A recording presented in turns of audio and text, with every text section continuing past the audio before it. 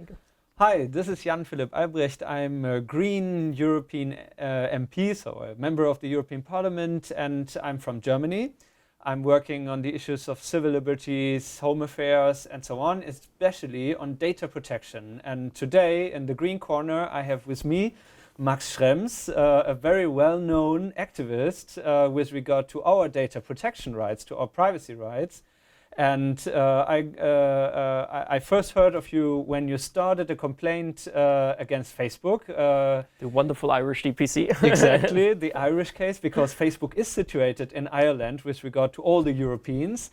And you wanted to have all the data they have on you. And after complaining quite a long time, you get thousands of pages. 1,200 pages, like that much if you put it on paper, but it was a PDF file. So yeah, that's quite a lot. And still, you are not comfortable with what they did with your data protection rights, because quite a lot of questions they didn't answer.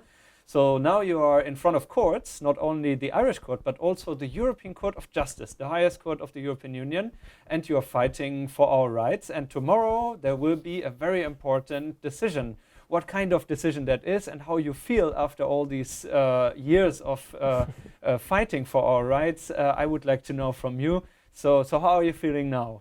Yeah, tomorrow we have the Advocate General's opinion, so it's not the final decision, but the Advocate General's legal opinion on the case. Basically, it's about Facebook Ireland that takes data from throughout the world. Actually, they are responsible for anyone outside of the US and Canada. So even if you live in China, you have a contract with Facebook Ireland. Right. And they forward this data from Europe to the US, where it's then used for mass surveillance, as Snowden has uncovered, for the PRISM program. And the interesting case is now that under European law, you can only export data out of the European Union if you can provide for an adequate protection.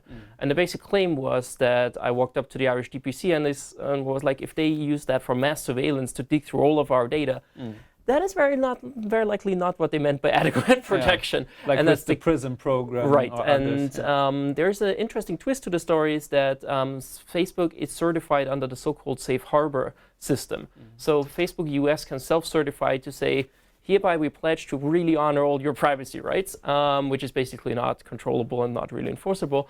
And in this case, it was especially interesting because there's an exception for national security. So Facebook US basically says all this mass surveillance is perfectly legal under European Union law. And this may conflict with our fundamental rights, as we saw in the data retention case, where they said only metadata for 6 months is too much. Now we have all the content for an indefinite time in the US, and that's kind of the issues in this story. In this case. I understand. I mean, that's really an important case now, also for our negotiations in the trialogue on the data protection regulation. So how do you see the outcome of this perhaps turning out? And for, also the perhaps more important question, how would you think that we can still enforce our rights in the future, especially in those cases of these adequacy decisions? For the case itself, it's very hard to see because they can have a very bold statement, but they can also just have a very narrow statement.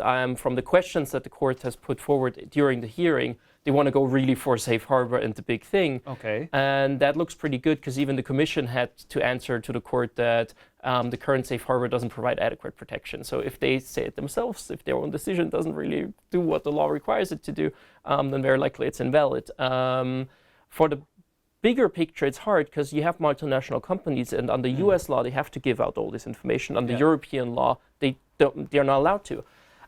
Currently, what we see is that Europe is just not enforcing the law too much. So if they sit between these two stools, they rather sit on the American stool because you get trouble there. Right. And what would be important is to also enforce the European side of the rules and say, okay, if you're situated in Europe, mainly for tax avoidance reasons for most of these companies, you have to play by the rules that are existent here. And if the US wants to access data, there are mutual assistance agreements, there are all these measures, but you can't just tap in the back door and get all the European data out with any judicial redress and without any control. So that is probably the long-term solution to that.